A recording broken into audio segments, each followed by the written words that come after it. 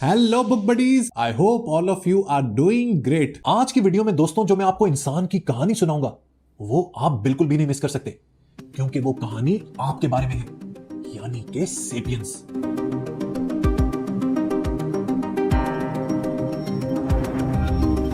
दोस्तों एक सवाल आप लोगों के जहन में जरूर आता होगा कि इंसान इस दुनिया में कब और कहां पैदा हुआ, हमारे इस सफर का आगाज कब और कहां हुआ। तो जनाब सबसे पहला इंसान आज से 25 लाख साल पहले ईस्ट अफ्रीका से इवॉल्व होना शुरू हुआ।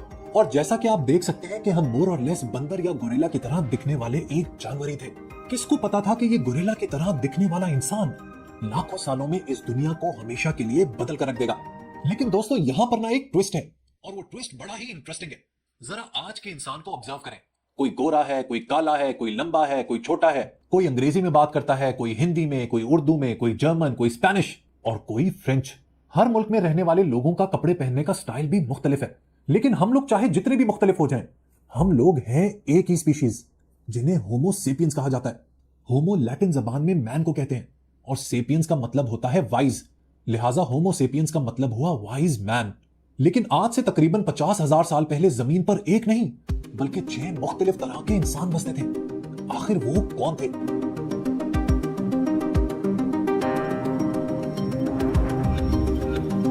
इनमें सबसे पहले थे होमो इरेक्टस, यानी कि अपराइट मैन।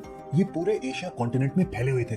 जमीन पर इनकी कहानी का आगाज हुआ आज से 20 लाख साल पहले और इख्तिताम 50,000 साल पहले। इंसानों की जो स्पीशीज थी उनमें सबसे ज्यादा देर तक इस जमीन पर सरवाइव होमो इरेक्टस नहीं किया। ये वो पहले लोग थे जिन्होंने आग बनानी शुरू की और हंटिंग के लिए वेपन्स को इजाद किया। इसके बाद बात करते हैं होमो फ्लोरोसिएंसिस की।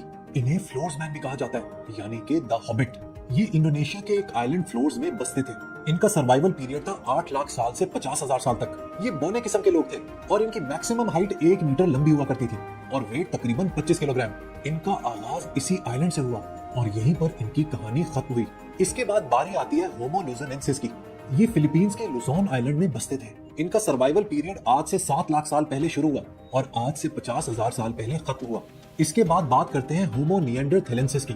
ये यूरोप और वेस्टर्न एशिया में बसते थे। इनका सर्वाइवल पीरियड था आज से 3 लाख साल पहले और इख्तिताम हुआ 30,000 साल पहले। इंसानों की जो ये किस्म थी ना, ये बड़े मस्कुलर थे। इनके दिमाग भी काफी बड़े थे। इनकी स्ट्रेंथ ये थी कि ये सख्त सर्द तरीन क्लाइमेट में भी रह सकते थे। नेक्स्ट बारी है होमो डेनिसोवा की। ये साइबेरिया में रहते थे। इनकी सर्वाइवल पीरियड का आगाज हुआ आज से 3 लाख साल पहले और इख्तिताम हुआ आज से 50,000 साल पहले। और इंसानों की जो छठी किस्म थी वो थी होमो सेपियंस। ये आज पूरी दुनिया में बसते हैं। इनकी कहानी का आगाज हुआ आज से 3 लाख साल पहले और ये वाहिद ह्यूमन स्पीशीज है जिनकी कहानी आज भी जारी है। लेकिन दोस्तों ऐसा क्या हुआ कि इनमें सिर्फ एक ही स्पीशीज यानी कि होमो सेपियंस सर्वाइव कर पाए? इसके बारे में 2 कॉन्फ्लिक्टिंग थ्योरीज हैं। इंटरब्रीडिंग थ्योरी ये कहती है कि होमो सेपियंस ने आहिस्ता आहिस्ता इंसान की जो दूसरी नस्लें थी उनके साथ मेट करना शुरू कर दिया, स्पेशली निएंडरथॉल्स के साथ, जिसकी वजह से आहिस्ता आहिस्ता ये एक ही स्पीशीज बन गए। इस थ्योरी के कुछ एविडेंस भी हैं। आज के जो मॉडर्न यूरोपियंस हैं उनके डीएनए का 1 to 4% निएंडरथॉल्स के डीएनए से मिलता है। रिप्लेसमेंट थ्योरी ये कहती है कि होमो सेपियंस दिमागी तौर पर बाकी इंसानी नस्लों से तगड़े थे, इंटेलिजेंट थे।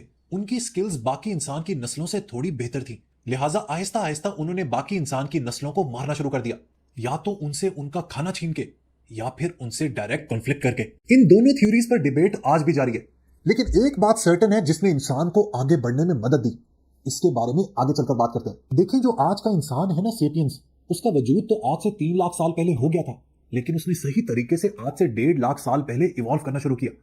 उससे पहले हजारों साल तक वो सिर्फ ईस्ट अफ्रीका में ही महदूद रहा। उस जमाने में उसके पास कोई टूल्स, कोई इक्विपमेंट और इनफैक्ट कोई ब्रिलियंट जहन भी नहीं था। उस जमाने में सेपियंस ने दुनिया के नॉर्थ की तरफ माइग्रेट करने की कोशिश की, लेकिन निएंडरथॉल्स फिजिकली सेपियंस से बहुत तगड़े थे। वो बहुत मस्कुलर थे, लिहाजा उन्होंने सेपियंस को बाआसानी हरा दिया और वो वापस अफ्रीका आ गए। लेकिन आज से तकरीबन 70,000 साल पहले something remarkable started happening. Sapiens ने एकदम से कमाल की अकम्प्लिशमेंट्स करना शुरू कर दी, मॉडर्न इक्विपमेंट्स बनाने शुरू कर दिए। उन्होंने तीर कमान, कश्तियां, ऑयल लैंप्स और मुख्तलिफ औजार बनाने शुरू कर दिए। इसके अलावा उनकी कम्युनिटीज बड़ी हो गई, तगड़ी हो गई और ट्रेड नेटवर्क्स भी एस्टैब्लिश होने लगे। इस बार जब वो अफ्रीका से निकले तो उन्होंने पीछे मुड़कर नहीं देखा। उन्होंने ना सिर्फ निएंडरथॉल्स को हराया बल्कि इंसानों की जो बाकी स्पीशीज थी, जो बाकी नस्लें थी, उनको भी वक्त के साथ साथ मिटा दिया। लेकिन सेपियंस ने ऐसा क्या किया या उनके साथ ऐसा क्या हुआ कि वो इंसान की जो बाकी नस्लें थी उन सबसे आगे निकल गए? तो दोस्तों इसकी वजह बनी एक बहुत ही जबरदस्त एवोल्यूशनरी लीप, जिसे कॉग्निटिव रेवोल्यूशन कहा जाता है।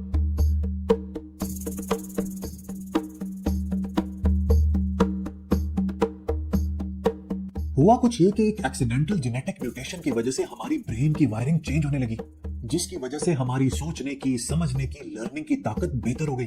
और इस सोचने समझने की ताकत ने इंसान को एक ऐसी सुपर पावर दी जो कायनात में और किसी के पास नहीं है। It gave them the gift of language, यानी कि जबान। हमारी लैंग्वेज हमारी तरक्की की, हमारी डोमिनेशन की एक बहुत बड़ी वजह बनी। इस बात को जरा गहराई में समझते हैं। देखिए, एक बात याद रखें कि क्रिएचर्स में सिर्फ हम ही नहीं है जिनके पास जबान है। एक मक्खी की जबान उसकी बजिंग साउंड है, जो उसके साथियों को बताती है कि खाना कहाँ है। इसी तरह चिंपैंजीज की एक अलग तरह की कॉल होती है,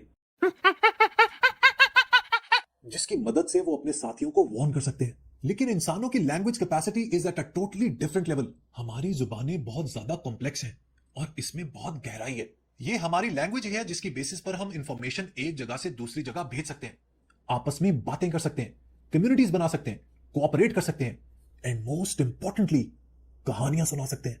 कहानियों की बात मैंने इसलिए की क्योंकि हरारी की इस किताब की जो सेंट्रल थीम है ना, उसका बहुत गहरा ताल्लुक हमारी इन कहानियों से है। देखिए, हरारी का यह कहना है कि इंसान की इस दुनिया में टोटल डोमिनेशन के पीछे एक बहुत बड़ी वजह यह है कि इंसान को कहानियां सुनाने का हुनर आता है। ये कहानियां ज्यादातर हमारे जहन की पैदावार होती हैं। They are a figment of our imagination. और आप जानते हैं कि इन कहानियों का मेन कैरेक्टर हम किसे बनाते हैं? इस कैरेक्टर को हम लोग कहते हैं गॉड, यानी कि खुदा। हरारी इन कहानियों को कॉमन मिथ्स कहता है। उसका यह भी दावा है कि कोई एक चीज जिसने दुनिया के कल्चर को जोड़कर रखा हुआ है वो ये कॉमन मिथ्स ही हैं।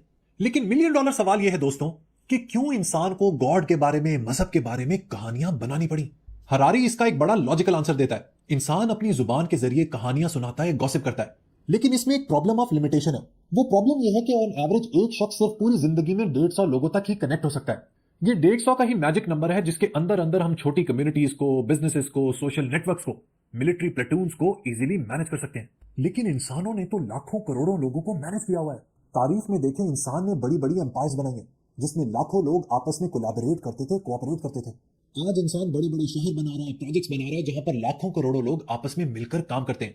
लिहाजा अगर 150 लोगों की थ्योरी सही है तो फिर ये सब कैसे मुमकिन हुआ? आपके होश उड़ जाएंगे ये बात सुन के कि ये सब मुमकिन हुआ फिक्शनल मिथोलॉजी से, यानी कि मन गढ़ंत कहानियों से।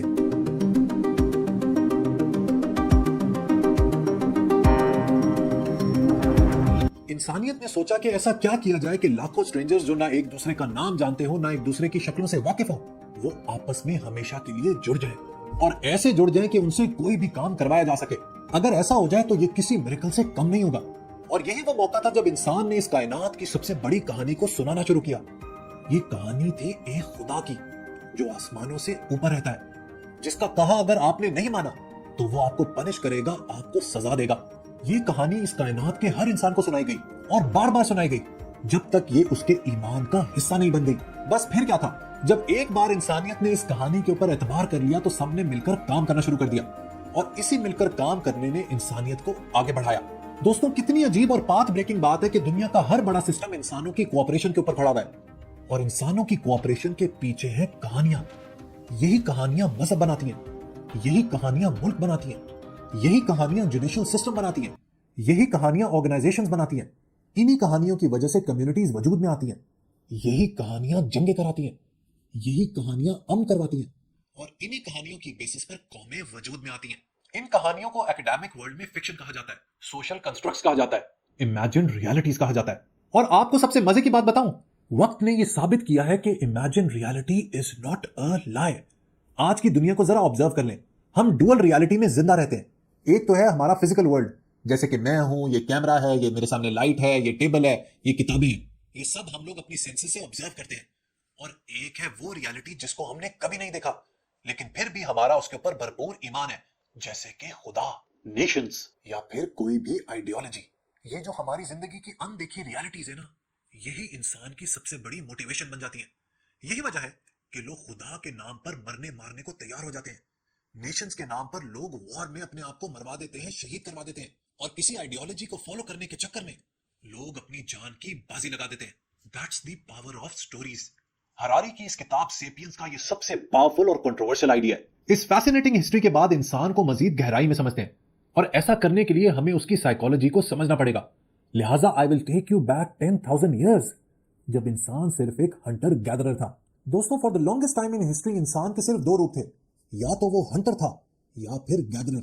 हजारों सालों तक इंसान सिर्फ एक फॉरेजर था जो मुसलसल मूवमेंट में रहता था, यूजुअली खाने की तलाश में।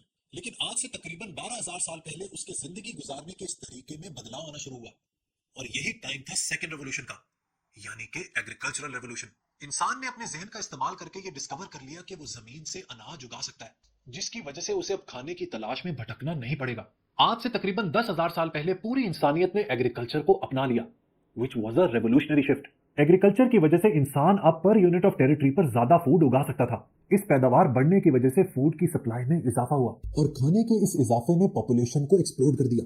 इंसान ने ज्यादा बच्चे पैदा करने शुरू कर दिए और वो बच्चे खाने की ज्यादा सप्लाई होने की वजह से देर तक जिंदा रहने लगे। लेकिन पॉपुलेशन की इस एक्सप्लोजन ने इंसान को एक और प्रॉब्लम में डाल दिया, और वो ये कि अब सोसाइटीज आपस में कोलैबोरेट कैसे करेंगी, बात कैसे करेंगी, इस पॉपुलेशन को मैनेज कैसे करेंगी। देखिए, एग्रीकल्चर से पहले इंसान की जिंदगी बहुत ही सिंपल थी। अगर आपको भूख लगी तो आप हंट पे निकल जाएं। अगर आपके पास खाना नहीं है तो आप साथ वाली ट्राइब से खाना ले लें। चांसेस आर हाई कि वो आपकी हेल्प कर देते, क्योंकि दे हैड द नॉलेज कि अगर फ्यूचर में उनको जरूरत पड़ी तो आप भी उनके काम आएंगे। लेकिन एग्रीकल्चर की इजाद के बाद ये जो फेवर्स की इकोनॉमी थी ये बदल गई बार्टर सिस्टम में। देखिए, हुआ ये कि एग्रीकल्चर की वजह से ज्यादा फूड अवेलेबल था, लिहाजा लोगों ने फूड को ट्रेड करना शुरू कर दिया।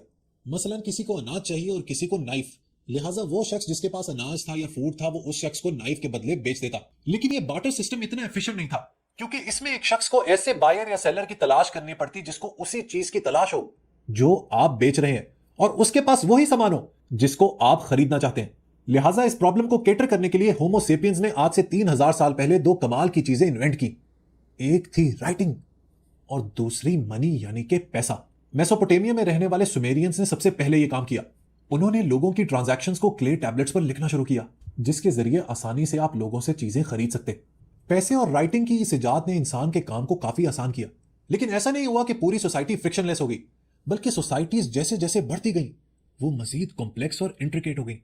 अब इंसान ने इस प्रॉब्लम को कैसे टैकल किया? इस केओस को टैकल किया गया एक सिस्टम ऑफ अथॉरिटी के जरिए, कानून के जरिए, हायरार्कीज यानी कि दर्जा बंदी के जरिए। एक हायरार्की की एक क्लासिकल मिसाल एक एम्पायर की है, जिसके टॉप पर एक किंग या एम्परर बैठा होता है और उसके नीचे पूरा सिस्टम काम कर रहा होता है। आज हम मोनार्कीज को जितना बुरा भला कह लें, लेकिन रियलिटी ये भी है कि इन एम्पायर्स ने मुआशरे को सोशल, पॉलिटिकल और इकोनॉमिक स्टेबिलिटी भी दी। इस बात को समझाने के लिए मैं आपको मिसाल देता हूं बेबीलोन की, which was one of the largest empires in the world.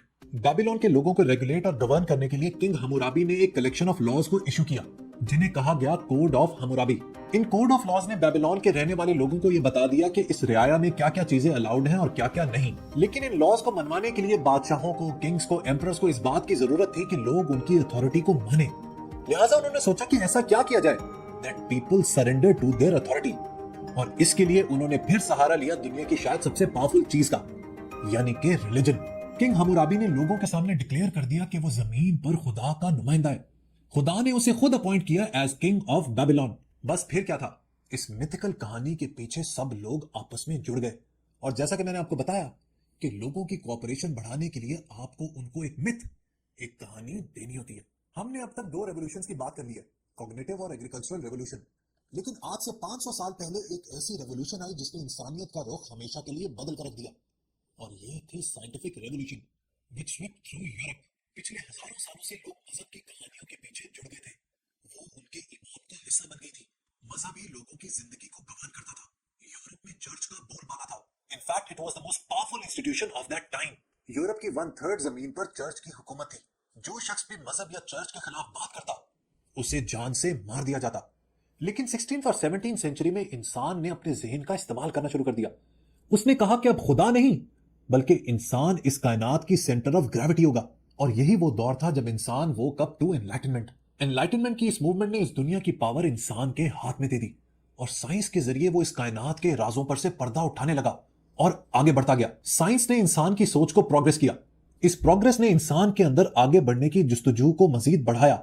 इस जुस्तजू ने मुल्कों को अपनी टेरिटरीज को एक्सटेंड करने पर मजबूर कर दिया, और इस टेरिटरी एक्सटेंशन ने जन्म दिया एक ग्लोबल सेंट्रल बिलीफ स्ट्रक्चर को, जिसे कैपिटलिज्म यानी कि सरमायादारी निजाम कहा जाता है। आज सारी दुनिया, चाहे वो कोई भी हो, हिंदू, मुस्लिम, सिख, ईसाई, American, Korean, Japanese, Indonesian, Malaysian, उनके लिए जिंदगी की सबसे बड़ी हकीकत पैसा ही है। The world revolves around money, और इंसानियत इसी पैसा कमाने की दौड़ में लगी हुई है। इस साइंटिफिक रेवोल्यूशन ने कैपिटलिज्म को फरोख्त दिया, लेकिन एक और ऐसा काम किया which will have far reaching consequences in the years to come. Science ने मजहब की पावर को इरोड करना शुरू किया मजहबी रिचुअल्स, तोहम परस्ती, बिलीफ सिस्टम पर अटैक करना शुरू किया। आज इसी साइंटिफिक रेवोल्यूशन की वजह से दुनिया में उन लोगों की तादाद बढ़ती जा रही है जो खुदा से ज्यादा डार्विन थ्योरी ऑफ एवोल्यूशन पर ईमान रखते हैं। और आने वाले सालों के लिए आप लोगों को एक न्यूज भी दे दूं जो शायद बहुत से लोगों को सरप्राइजिंग और शॉकिंग लगे। शायद बहुत से लोगों को मेरी बात पर गुस्सा भी आ जाए, लेकिन मैं आप लोगों से झूठ नहीं बोल सकता। देखें दोस्तों, आने वाले सालों में, सेंचुरीज में ना, all religions will cease to exist. वक्त के साथ साथ सारे मजाहिब आहिस्ता आहिस्ता खत्म होते चले जाएंगे and the only thing that will remain will be science and technology. देखिए दोस्तों, होगा कुछ यूं कि साइंस और टेक्नोलॉजी जिस रफ्तार से जा रही है ना, आहिस्ता आहिस्ता it will take over every aspect of our life. इंसान के हर सवाल का जवाब साइंस और टेक्नोलॉजी के पास होगा। आज दुनिया में वो कंपनीज भी काम कर रही हैं जो इंसान को इमॉर्टल करना चाहती हैं। जेनेटिक री इंजीनियरिंग के जरिए इंसान नए इंसान खुद बना सकता है। और आने वाली सेंचुरीज में साइंस और टेक्नोलॉजी इस लेवल पर चली जाएगी जिसके बारे में आज हम सोच भी नहीं सकते। लिहाजा उस जमाने में होगा कुछ यूं कि जब इंसान खुदा से सवाल करेगा ना, तो उसके पास आखिरत के प्रॉमिस के अलावा कोई सोल्यूशन नहीं होगा। इंसान कहेगा कि मेरा ये प्रॉब्लम है, मुझे इसका सोल्यूशन दो, but God and religion will only promise him life after death. लेकिन जब वही सवाल इंसान साइंस और टेक्नोलॉजी के सामने रखेगा ना, तो उसको उसके प्रॉब्लम का सोल्यूशन इमीडिएट मिलेगा, उसको उसके सवाल का भरपूर जवाब मिलेगा। यही बात आहिस्ता आहिस्ता इंसान को मजहब से दूर कर देगी and the only belief system that will remain will be science and technology. इसमें गुस्सा होने की बिल्कुल जरूरत नहीं, ये मेरे रैशनल माइंड का एनालिसिस है and this is exactly what will happen. ये मैं आपको लिख के दे देता हूं। अगर आपने इसके बारे में मजीद जानना है तो युवाल हरारी की एक और किताब पढ़िएगा जिसका टाइटल है होमोडियस। ये बुक आपके वजूद को हिला के रख देगी and it will tell you what will happen in the future. So दोस्तों, हमारा लाखों साल का सफर ऑलमोस्ट खत्म होने वाला है। इस किताब के आखिर में युवाल हरारी एक सवाल करते हैं। सवाल यह है कि इतनी नॉलेज के बाद, हेल्थ और वेल्थ में इतनी इंप्रूवमेंट के बाद, क्या आज का इंसान खुश है? Is the modern human happy? Harari कहता है कि इंडिविजुअल लेवल पे इस सवाल का जवाब है नो। इंसानियत कलेक्टिव लेवल पर तो बेहतर है और शायद पिछली जनरेशन से खुश भी है, लेकिन इंडिविजुअल लेवल पर एक शख्स शायद ज्यादा खुश नहीं है। The struggle of humanity will continue and let's see what the future brings. It will be very interesting. And let me promise you, it will be really bizarre. Video पसंद आई हो तो लाइक बटन जरूर press कीजिएगा। Until next time, goodbye.